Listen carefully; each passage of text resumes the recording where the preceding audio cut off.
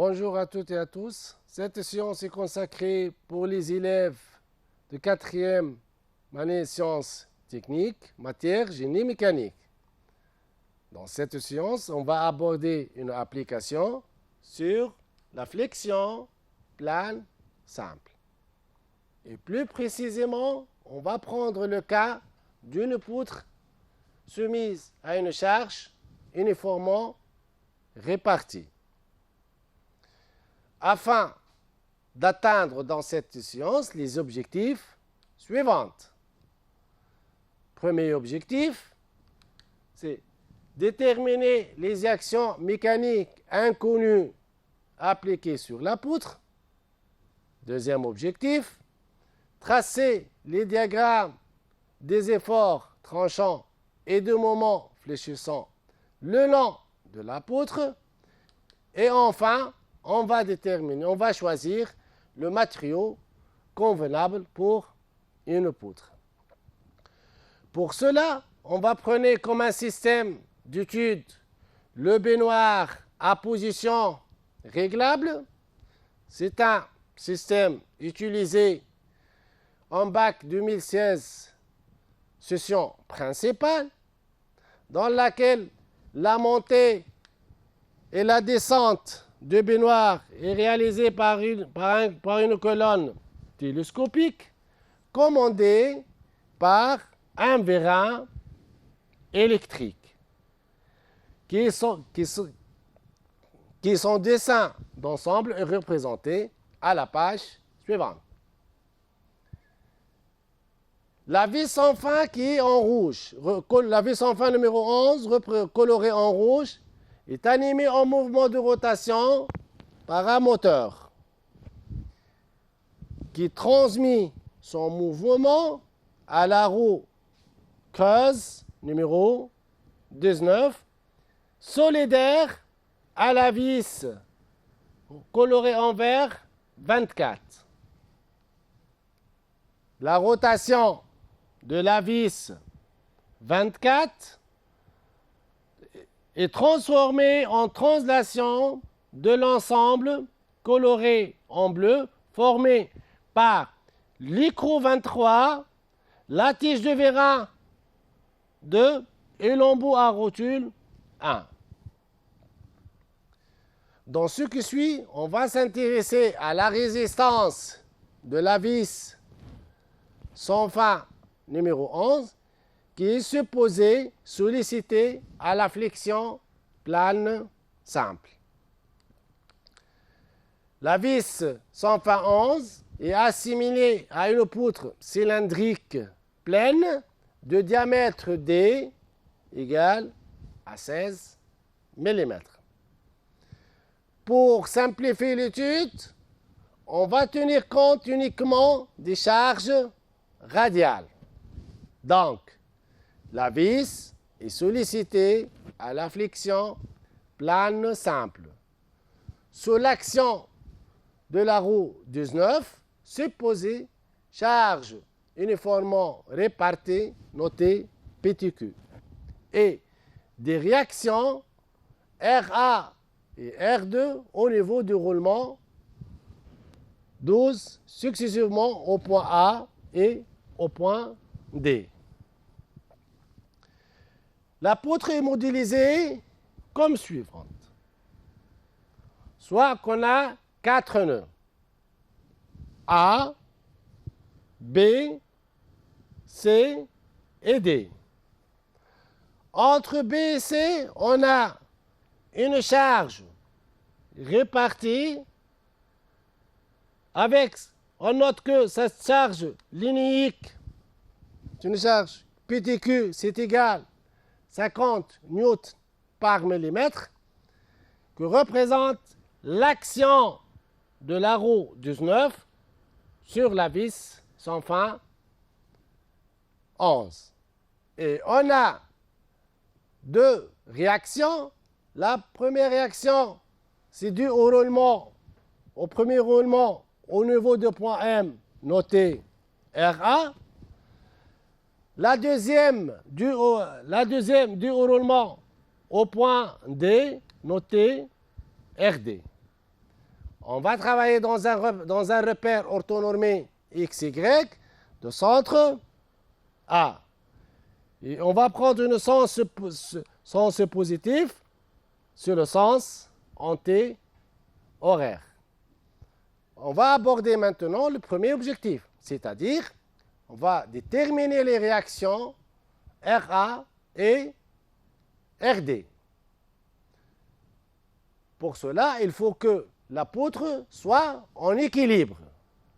Pour avoir appliqué le principe fondamental de la statique, si on a somme de force extérieure est égale au vecteur nul, somme du moment de force extérieure autour d'un point A est égale au vecteur nul. Pourquoi on a choisi ici le point A? C'est un choix. Généralement, on choisit le point où la force est inconnue pour faciliter le calcul. Avant de compléter les équations, il faut tout d'abord rendre cette charge répartie à une force équivalente, telle que la charge répartie se trouve sur une distance BC, ça sera écrit sous forme d'une force équivalente, notée grand Q, c'est égal à la charge linéique petit q fois la distance BC, et cette charge équivalente se représente au milieu de BC. Donc, on peut continuer d'écrire les équations. Donc, la somme de forces extérieures soit est égale aux réactions RA au niveau de point A. La force équivalente grand Q plus la réaction RD au niveau du point D. Ça, on va le noter, c'est l'équation 1. Pour la somme du moment de force extérieure, c'est égal au moment de la réaction RA au point A, plus le moment de la charge équivalente au point A, plus le moment de la réaction au point D par rapport au point A, est égal au vecteur nul. Ça, c'est l'équation numéro 2. Commençons par la projection de l'équation 1. L'équation 1, c'est une équation relative aux sommes des forces. La projection de force se fait suivant l'axe des Y. Donc, toujours les efforts sont projetés suivant l'axe Y. Pour la force RA, la réaction RA est dans le sens contraire que Y, sa projection devient moins RA. Pour la force équivalente, grand Q est dans le même sens que Y, ce que nous donne plus Q. Pour la réaction RD est dans le sens contraire que l'axe des Y, c'est égal moins RD. Le tout sera égal à 0. Remplaçant maintenant la charge équivalente par son équation, la relation devient moins RA plus Q, la charge linéique, fois la distance BC, moins RD est égal à 0. On va noter ça, c'est la troisième équation. Passons maintenant à la projection de la deuxième équation, qui est relative au moment. Les moments sont toujours projetés autour de l'axe Z. On va commencer par la projection du moment de RA au point A. Par définition, le moment d'une force dans son point d'application est nul. C'est-à-dire, le moment de RA au point A sera égal à 0. On va passer maintenant à déterminer le moment de la charge équivalente grand Q au point A. La charge équivalente grand Q, c'est une charge par rapport au point A qui tend à tourner la poutre dans le sens positif. Par définition, le moment, c'est la force fois la distance. La charge se trouve à une distance par rapport à A est égale à AB plus BC sur 2. Donc, le moment de la charge équivalente au point A, ça sera égal plus la charge équivalente grand Q fois la distance AB plus BC sur 2. Passons maintenant à déterminer le moment de la réaction RD au point A. La réaction RD au point D, elle tend à tourner la poutre dans le sens inverse, c'est-à-dire négatif. Le moment, la force RD est située à une distance AD. Donc, le moment de RD au point A, c'est égal moins RD fois AD. Dans cette équation, on remarque qu'on a un seul inconnu, c'est le RD. Donc, on peut déterminer RD, ce qui nous donne que RD, c'est égal la charge équivalente grand Q, facteur AB plus BC sur 2, le tout sur AD. On remplace la charge équivalente par sa valeur. L'équation devient la charge linéaire PTQ fois la distance BC, le tout facteur AB plus BC sur 2, le tout sur 2. Ce qu'on aura en application numérique, RD égale à 750 newtons.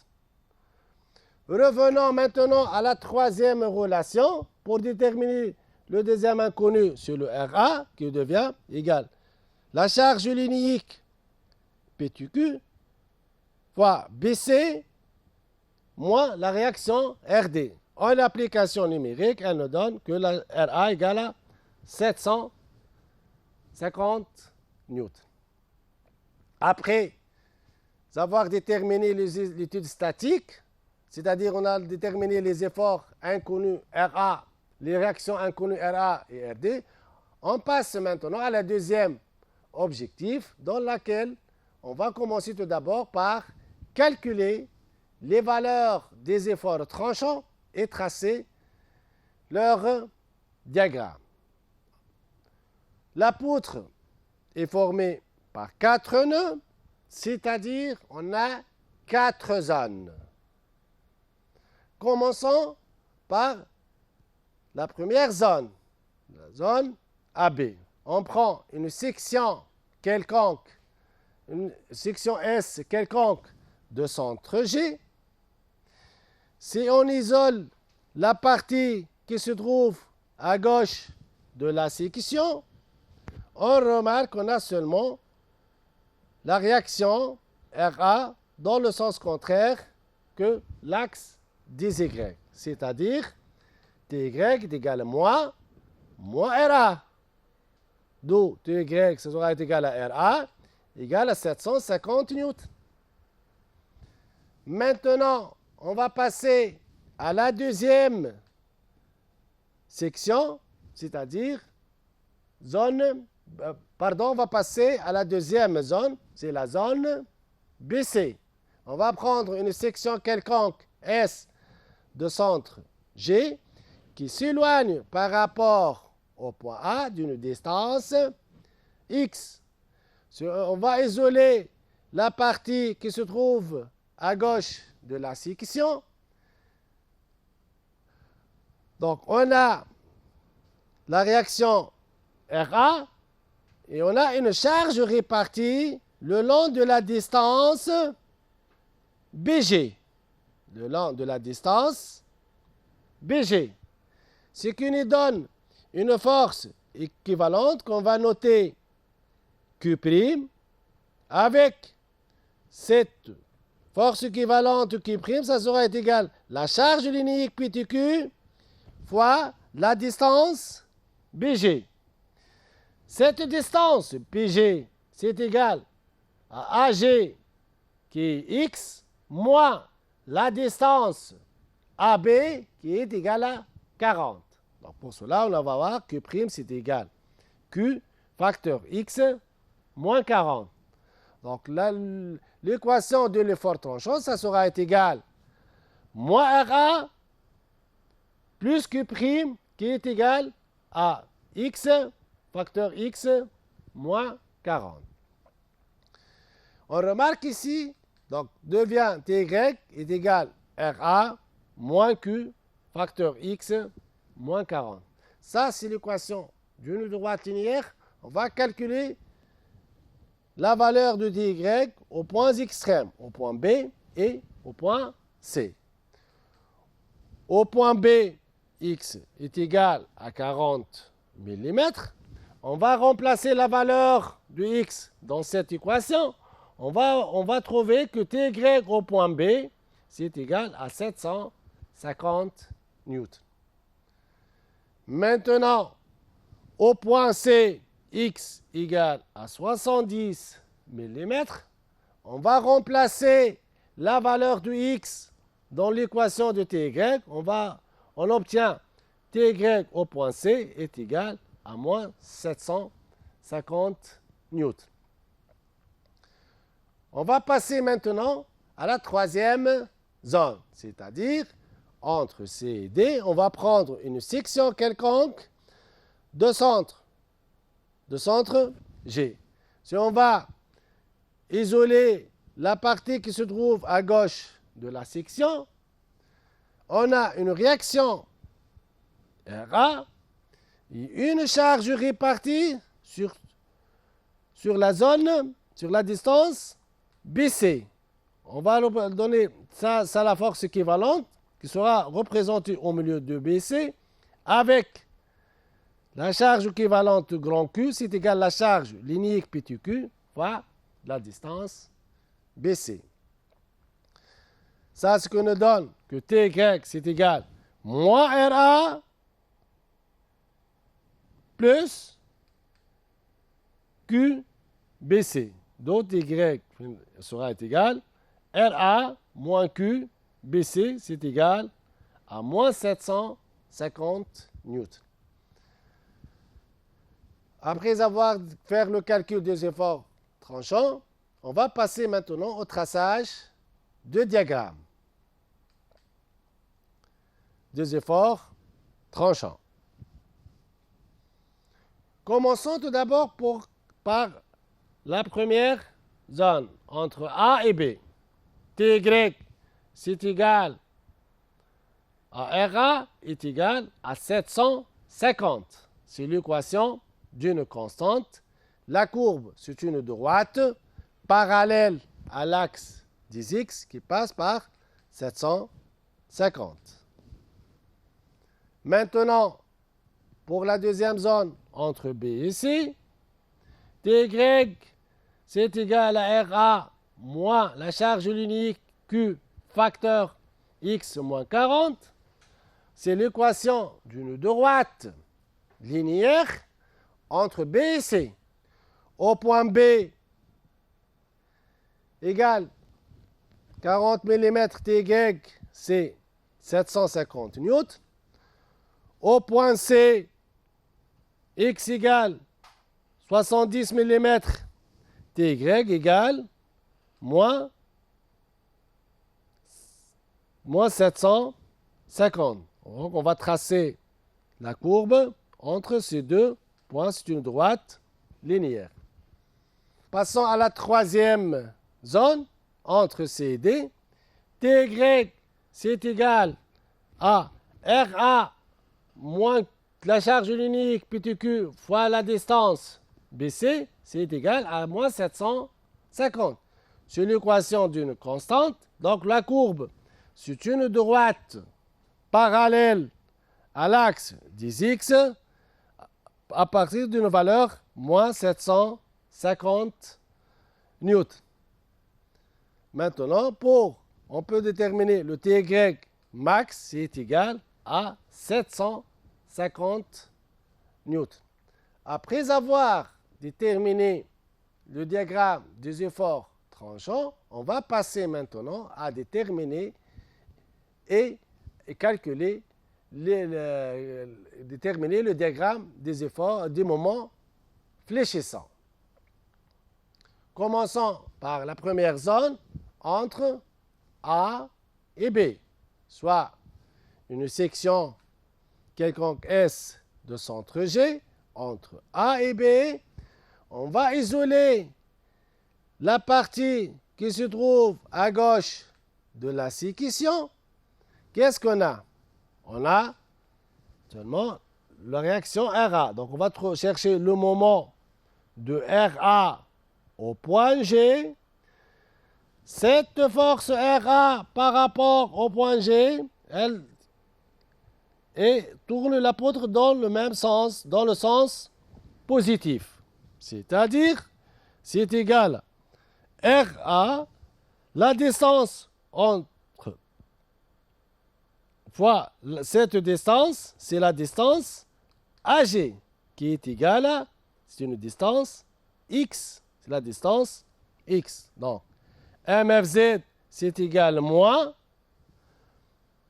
plus RA fois AG, c'est-à-dire c'est égal moins RA fois X.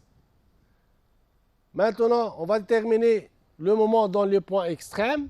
Au point A, X est égal à 0.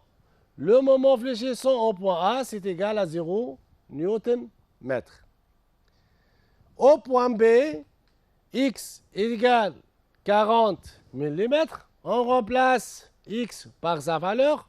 On aura que le moment fléchissant à MFZB égale moins 30 000 Nm, ou bien c'est moins 30 Nm.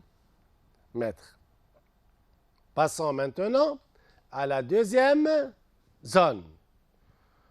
O, c'est la zone entre B et C. C'est-à-dire, on va prendre une section quelconque G de centre G entre B et C.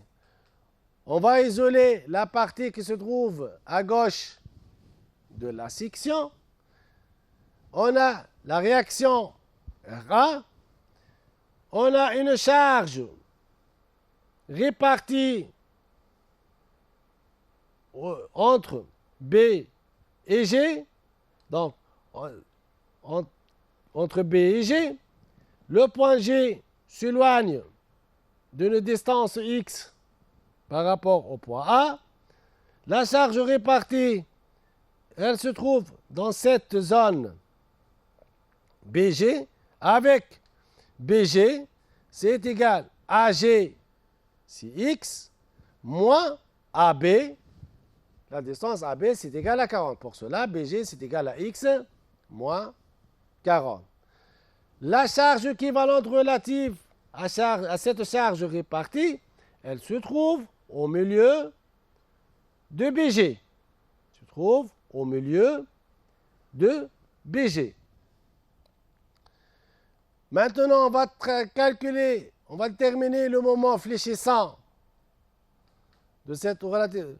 Avec Q', c'est égal à la charge linéique PTQ fois la distance BG. C'est-à-dire Q' soit est égal X moins 40.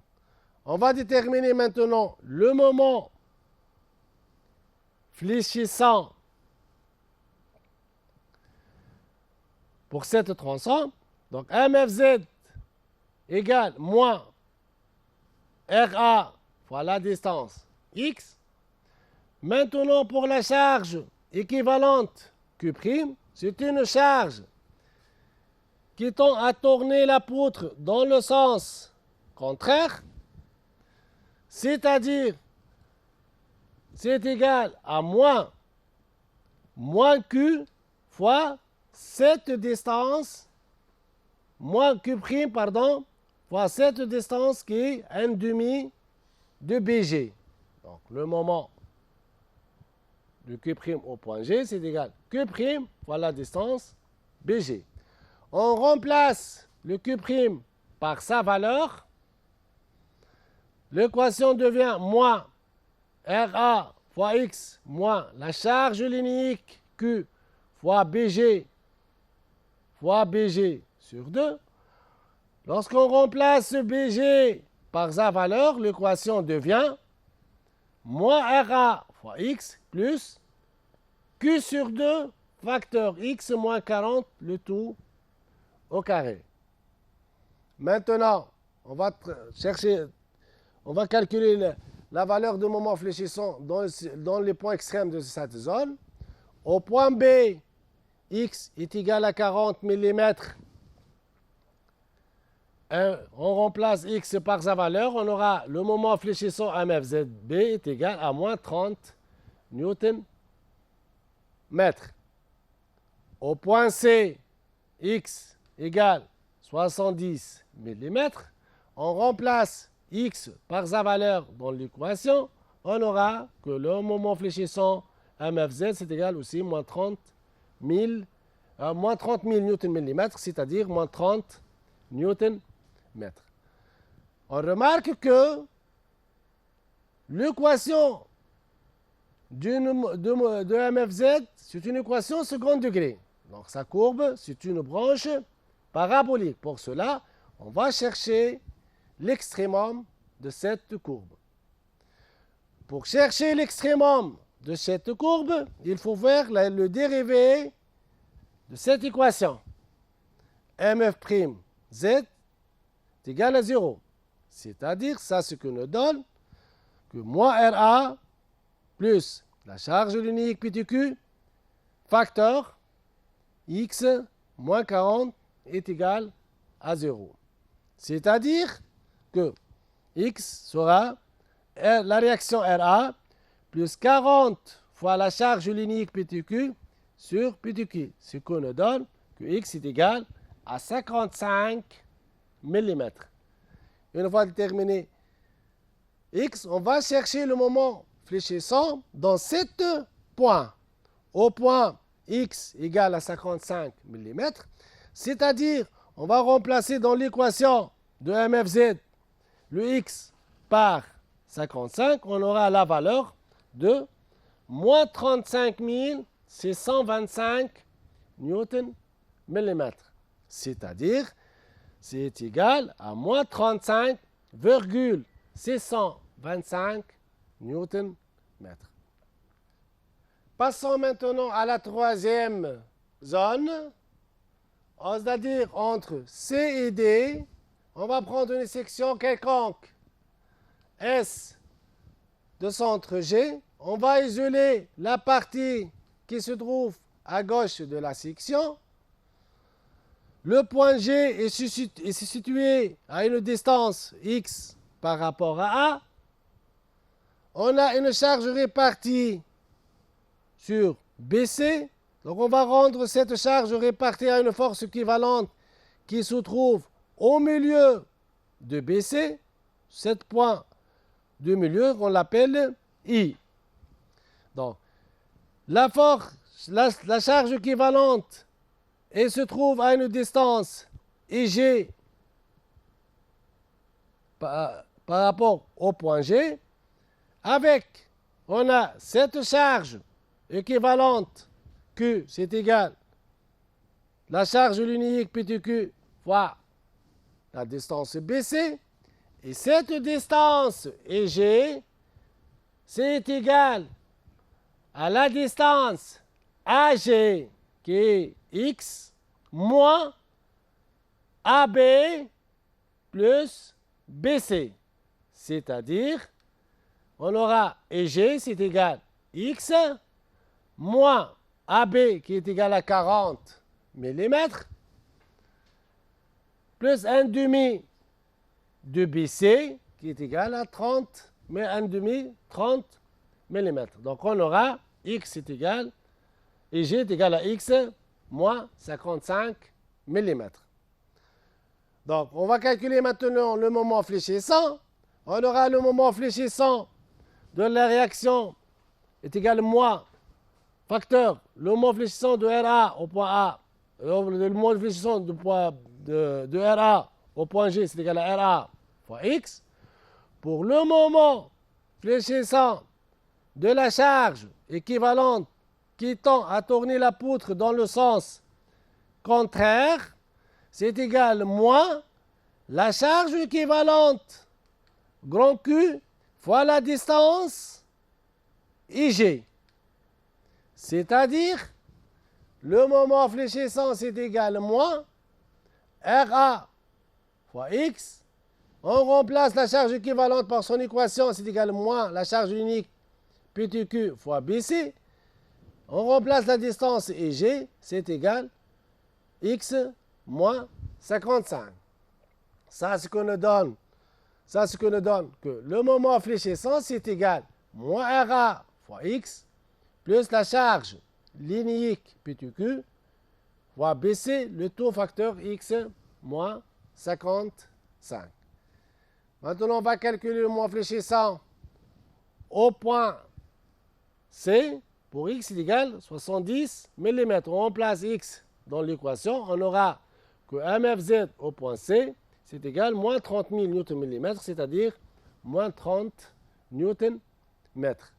Au point D, X égale à 110 mm, on remplace la valeur de X dans l'équation. Le moment fléchissant MFZD, c'est égal à 0 Nm. Passons maintenant au traçage de diagramme de moment fléchissant. Commençons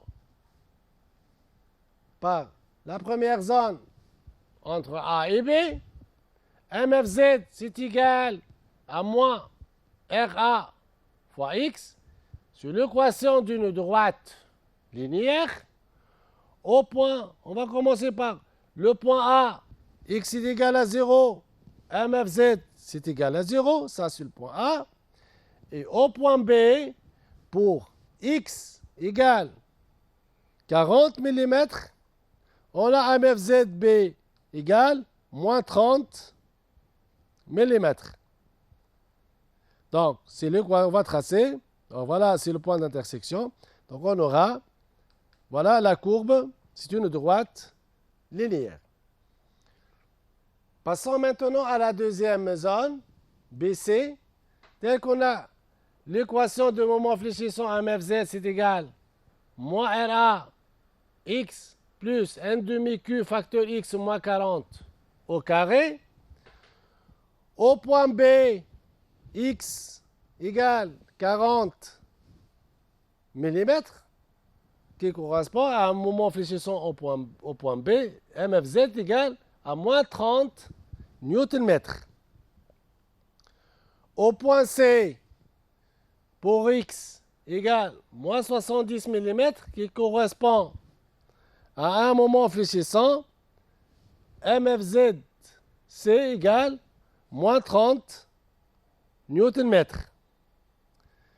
Maintenant, on va tracer la tangente de la courbe pour au point X égale à 55 mm, qui correspond à un moment fléchissant, c'est égal à moins 35,625 Nm. Voilà la tangente de la courbe. Et voilà la branche parabolique qui passe par, qui est tangente à cette, qui est tangente. Et une fois complété, on va passer maintenant à la troisième zone, entre C et D.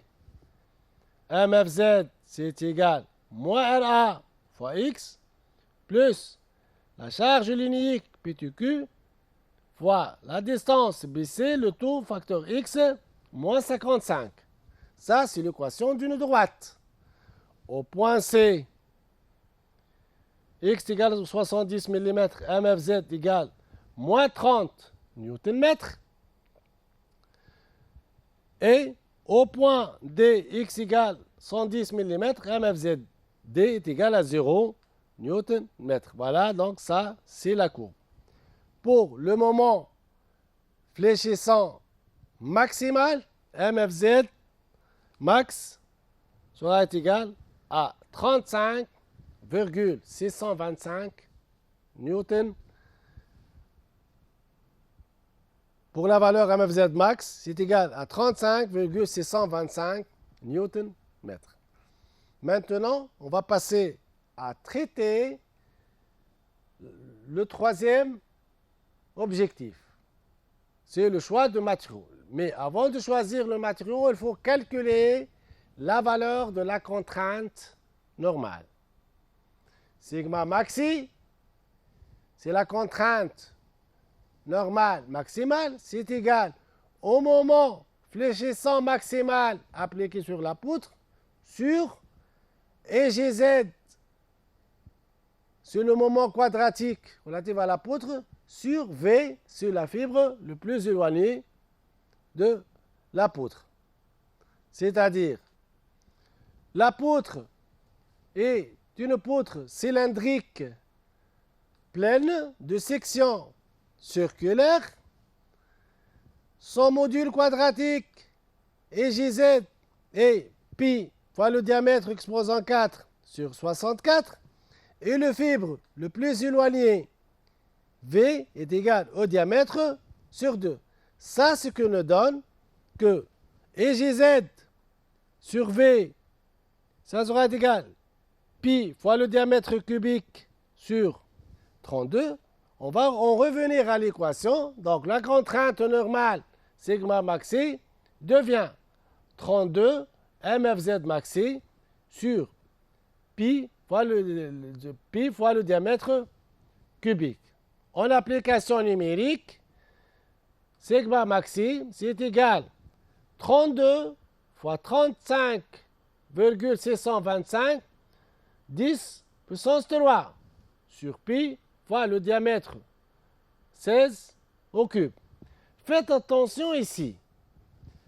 La contrainte normale est exprimée en newton par millimètre carré ou bien en mégapascal. C'est-à-dire, ça, ce qui nous permet qu'il faut utiliser que le moment fléchissant maximal, il doit être dans cette relation en newton millimètre. C'est-à-dire, donc, on aura sigma maxi est égal à 88,59 newton par millimètre carré. Passons maintenant à choisir le matériau convenable, dans lequel on va adopter un coefficient de sécurité petit s est égal à 4. Pour choisir le matériau convenable, il faut respecter la condition de résistance. Cette condition de résistance, c'est égal. Dit que sigma maxi, la contrainte maximale, soit inférieure ou égale à la résistance pratique. Avec cette résistance pratique RP, c'est égal à la limite élastique RE sur le coefficient de sécurité petit s. Donc, pour faire le choix, il faut calculer le rapport, la résistance pratique de chaque matériau. On commence par le premier matériau, c'est un acier non allié C25. Sa résistance pratique RP, c'est égal la limite élastique RE sur le coefficient de sécurité, c'est-à-dire 350 sur 4, elle nous donne 87,5 newton par millimètre carré. On a dit, pour choisir le matériau, il faut respecter la condition de résistance. On a calculé sigma maxi, c'est égal à 88,59 newtons par millimètre carré. Si on compare la valeur de RP qui sera inférieure à sigma maxi. C'est-à-dire, cette condition n'est pas vérifiée pour ce matériau. Donc ce matériau, on ne va pas le choisir. Passons maintenant au deuxième matériau. C'est un acier faiblement allié, 46 Cr2. On va calculer sa résistance pratique RE sur le coefficient de sécurité. C'est égal à 400 sur 4 est égal à 100 newtons par millimètre carré, qui est supérieur à sigma maxi égale 88,59 newtons millimètre carré. La condition de résistance pour ce matériau est vérifiée. Donc on va choisir ce matériau. Passons maintenant au troisième matériau. C'est un acier fortement allié X2CrNi12. Sa résistance pratique RP, c'est égal à 62,5 newtons par millimètre carré, qui est inférieur à sigma maxi. Donc la condition de résistance n'est pas vérifiée, le matériau n'est pas choisi. Et pour le quatrième matériau, c'est un acier fortement allié, X6Cr13. De même, sa résistance pratique, ça sera égal à 55 newtons millimètre carré, qui est inférieur à sigma maxi. Donc la condition de résistance n'est pas vérifiée, donc le matériau n'est pas choisi. Merci pour votre attention et au revoir.